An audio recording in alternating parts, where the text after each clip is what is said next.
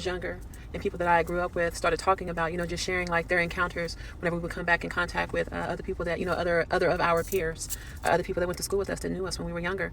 And I remember the first time somebody gave this feedback about someone else's mental health and mental condition and their psychosis, like, their actual diagnosis. Like, you got close enough to know that, and you're talking about it like we're talking about a new meal at McDonald's or Burger King. That always hit me as super cold. And to hear that someone is struggling at all mentally with thoughts or emotions, that they don't even know how any of this is being triggered.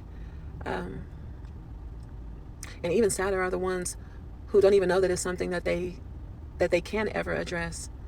That because there's no such thing as a healed person, because healing is a process. They can't see themselves as the normal that they are for all the ways that they are. But see, I see our mental conditions. I really strongly believe that it's a vibration. There's something about this situation or about this picture that makes you feel shaky. And you because you can't really put your finger on it sometimes. It doesn't necessarily have to be something about someone. You can be in a room by yourself and feel these things and experience these things. But for the people who know that we are surrounded by celestial beings. There are entities and principalities and spirits that walk among us. And they put these little hints. They're actually big, elaborate hints in some of these productions that we look at on TV and in these movies. And I absolutely love you telling the truth right in somebody's face. So then how do you have the people who are religious looking at the people who are spiritual like, what the fuck y'all talking about? I'm like, you didn't watch any of the Marvel or DC movies? that's like the life's Bible or something, okay? I'm just telling you, but like the Simpsons episodes. You know what I mean? Yeah. So the reason why I'm sitting out here in the car is I have driven a very far distance from the place I'm calling home right now. That just sounds so unappreciative, and it's not the case. It is so hard being displaced. I cannot wait to come back into my own situation again. I'm working on it. I'm making good progress. So anyway, it's the parts of me that I'm living right in your face but not telling you what it is.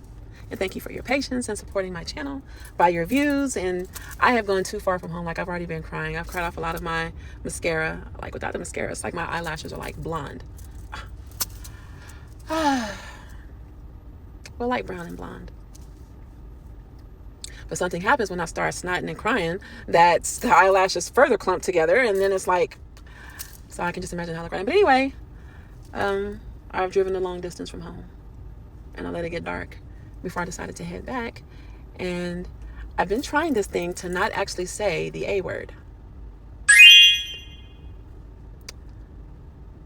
because I'm knowing intuitively that saying it gives it power. So I'm trying not to. But at the same time, it's kind of like God. I don't even have to say God to acknowledge God. So even though I don't say the A word, I'm feeling every bit of it. That's what the God is. Okay. Because it's all the symptoms. Okay, I'm done. I met this guy who is from the House of Scientology. I was like, I haven't seen your brother in anywhere except for on TV until now, okay? Can we talk? Like, I would love to just dig in there a little bit. And I did. Okay, I'm sorry. I remember the first time I learned that a church was a business. Like, it's something in me that I'm not even going to lie that it was just ready to disprove what I already knew was not the complete truth. But I'm not quick to say that anything is a lie. But I feel like if you've omitted any bits of the chunk, like the meat of the truth, if it alters the truth, you've made it a lie. Anyway, I'm supposed to have my pen and paper out at the house. What is propaganda? What is the actual definition of propaganda? How is propaganda promoted?